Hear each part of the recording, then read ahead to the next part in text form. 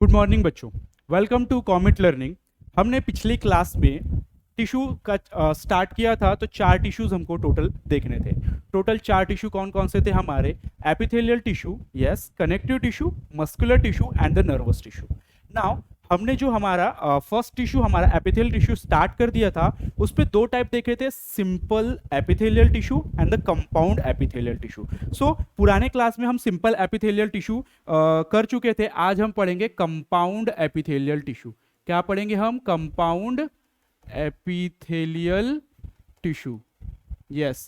तो मैंने पहले ही बताया था कि जो सिंपल एपिथेलियल टिश्यू है उसके सिंगल लेयर प्रेजेंट होती है, और जो कंपाउंड एपिथेलियल टिश्यू है उस पे मल्टीपल लेयर प्रेजेंट होती है। कैसी लेयर प्रेजेंट होती है? मल्टीपल लेयर प्रेजेंट होती है। ये सिंपल सी चीज है। Is that clear? सो आज हमको क्या देखना है? आज हमको कंपाउंड एपिथेलियल टिश्यू को क्या क्या कितनी सारी चीजें उसमें इन्वॉल्व है, सारी चीजें एक एक करके हम उसमें देखेंगे। सो जो हमारा सिंपल एपिथेलियल टिश्यू है, ये दो इसमें क्लासिफाई किया गया है। दो इसमें क्लासिफाई किया गया है। एक है हमारा, यस, किसी को पता है क्या है हमारा? तो एक हम देखेंगे stratified epithelial tissue. Then yes, इधर, यस,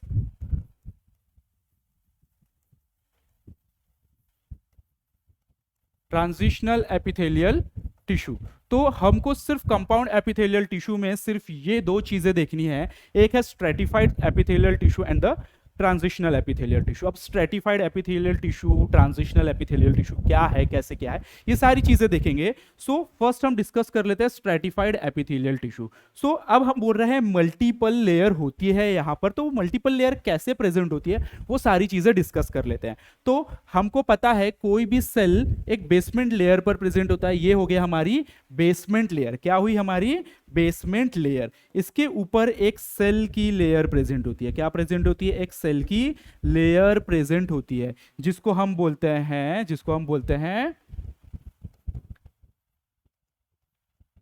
स्ट्रेटिफाइड जर्मिनेटिवम। क्या बोलते हैं? स्ट्रेटिफाइड जर्मिनेटिवम। फिर उसके बाद बहुत सारे सेल की लेयर प्रेजेंट होती है, यस, क्योंकि हम क्या देख रहे हैं? हम कंपाउंड एपिथेलियल देख रहे हैं। तो उसके बाद बहुत सारे सेल की लेयर प्रेजेंट होती है। अब इसके ऊपर जो सबसे ऊपर जो लेयर प्रेजेंट होगी, उसके ऊपर डिपेंड करेगा हमारा कि हमारा कौन सा लेयर प्रेजेंट है। यानी कि हमने जब सिंपल एपिथेलियल टिश्यू देख रहा था, तो उसमें हमने टाइप देखा था, स्क्वेमस देखा था, कॉलुमनार देखा था, क्यूबॉइडल देखा था, ये सारी चीजें देखी थी ना। तो वही अगर यहां पर पॉलीगोनल टाइप के सेल प्रेजेंट है, तो कैसे हो जाएगा वो? कैसा हो जाएगा? स्क्वेमस टाइप का हो जाएगा। इसमें भी वही सारी चीजें देखनी है हमको। इसमें भी वही, इसमें डिवाइड है, यानी कि इसमें भी आएगा स्क्वेमस। इसमें क्या बोलेंगे? Squamous stratified epithelial tissue. Then हमारा कॉलुमनार, यानी कि कॉलम जैसे। देन क्यूबॉइडल, यानी कि क्यूब। एंड सीलिएटेड, यस, कैसे भूल सकते हैं हम इसको? सो स्क्वेमस यानी कि जो नीचे की लेयर होगी वो वैसी होगी, बेसमेंट लेयर होगी। देन द स्ट्रेटिफाइड जर्मिनेटम की लेयर होगी। देन बहुत सारे सेल्स के मल्टीपल लेयर होंगे। बट ऊपर पे जो लेयर प्रेजेंट होगी, यानी कि जो ऊपर वाले सेल है उसकी लेयर, अगर कॉलम जैसे सेल है तो उसको हम कॉलुमनार बोलेंगे, क्यूब जैसे सेल है तो क्यूब बोलेंगे, और इररेगुलर शेप है यानी कि बहुत सारी साइड्स प्रेजेंट है तो उसको हम स्क्वेमस बोलेंगे। अगर उस सेल के ऊपर सीलिया प्रेजेंट है, अब सीलिया मैंने आपको बताया या तो क्यूबॉइडल कॉलुमनर में ही प्रेजेंट होंगे, यानी कि उसी का मॉडिफाइड वर्जन है। अगर वहां पर सेल प्रेजेंट वो उस पर प्रेजेंट होंगे तो वो सीलिया प्रेजेंट, यानी कि सीलिया यानी कि हेयर लाइक स्ट्रक्चर प्रेजेंट है, यानी कि सीलिएटेड सेल प्रेजेंट होंगे हमारे किसमें? स्ट्रेटिफाइड एपिथेलियल टिश्यू में। सिंपल यही, सिर्फ हमको इसके ऊपर से इसको डिस्क्राइब करना था, ज्यादा कुछ नहीं है। अगर आपने एपिथेलियल टिश्यू यानी कि मेरा पुराना क्लास देखा होगा तो आपको ये क्लास में समझ में आएगा कि मैं किस चीज के बारे में अभी बात कर रहा हूं। सो अब हम देख लेते हैं हमारा next is the transitional epithelial tissue. अब ट्रांजिशनल जो एपिथेलियल टिश्यू है ना, ये स्ट्रेचिंग के ऊपर बताया गया। अब स्ट्रेचिंग यानी कि जैसे कि हमारा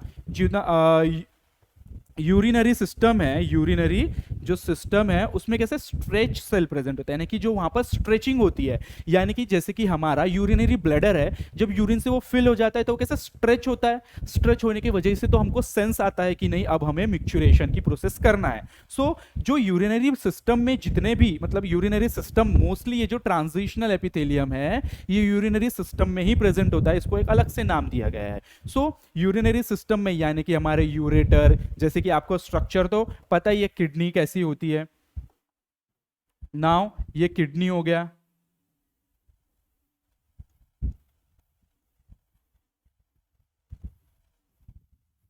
देन किडनी, ये ureter, and this is urethra, sorry urinary bladder,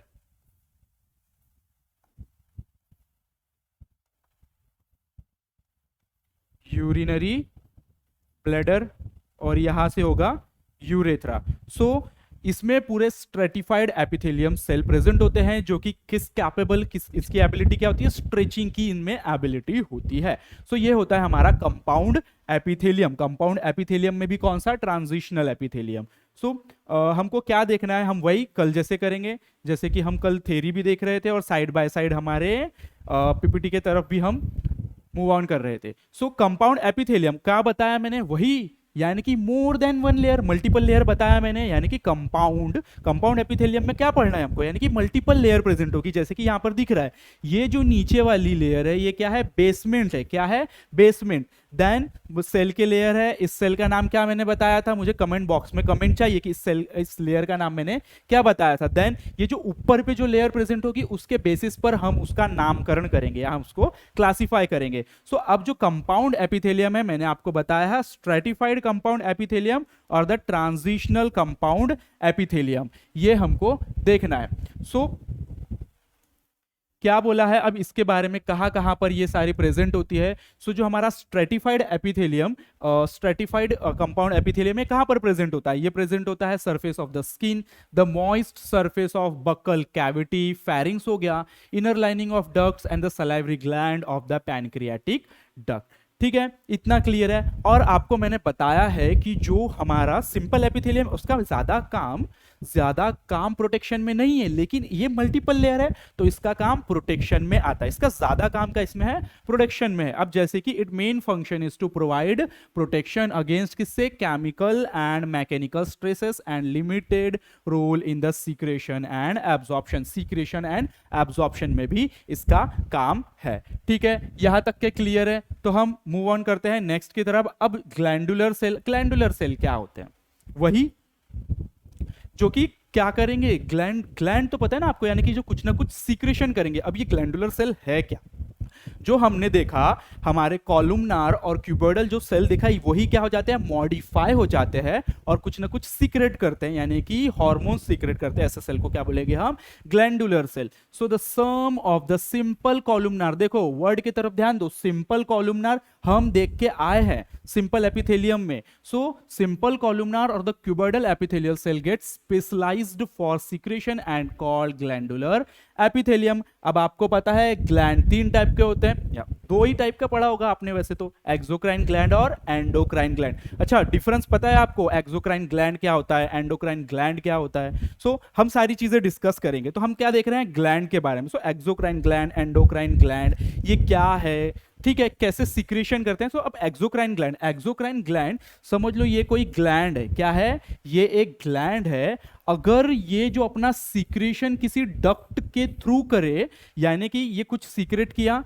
इसने, okay let's change the colour, which colour, yes, इसने ये सीक्रेशन यहां से क्या किया, रिलीज किया, इसने यहां से रिलीज किया, यानी कि किसके थ्रू किया, डक्ट के थ्रू किया। तो इसको क्या बोलेंगे हम, इसको बोलेंगे हम एक्सोक्राइन ग्लैंड। किसी को इसका एग्जाम्पल पता है, किसी को इसका एग्जाम्पल पता है एक्सोक्राइन ग्लैंड का, इसका एग्जाम्पल है सलाइवरी ग्लैंड, जो कि क्या सीक्रेट करता है, सलाइवा। ओके, एक्सोक्राइन ग्लैंड यानी कि सलाइवरी ग्लैंड, यानी कि जो कि डक्ट के थ्रू अपना सीक्रेशन भेजता है। Is that clear. नाउ अब सेकेंड है हमारा एंडोक्राइन ग्लैंड। अब एंडोक्राइन ग्लैंड यानी कि अब जैसे कि ये ग्लैंड है, इसने डायरेक्ट अपना सीक्रेशन कहां पर भेज दिया, ब्लड में। कहां पर भेज दिया, ब्लड में, विदाउट डक्ट। यहां पर डक्ट प्रेजेंट नहीं है, तो कैसा डक्ट लेस ग्लैंड होता है, उसको बोलेंगे हम endocrine gland, ductless gland, endocrine gland. जिसका एग्जांपल क्या है, यानी कि मैं इसको थायराइड ग्लैंड डाल सकता हूं इसमें, यस। थायराइड ग्लैंड कहां पर प्रेजेंट होता है, यस, हमारे थ्रोट में प्रेजेंट होता है थायराइड ग्लैंड। थायराइड ग्लैंड क्या है हमारा, एंडोक्राइन ग्लैंड, जो कि डायरेक्ट सीक्रेशन अपने कहां पर डालेगा, ब्लड में डालेगा। ओके, कोई भी वहां पर डक्ट प्रेजेंट नहीं होगी। अब ये क्या नई चीज है, हेटेरोक्राइन ग्लैंड। हेटेरोक्राइन ग्लैंड किसी ने सुना है क्या इसके पहले?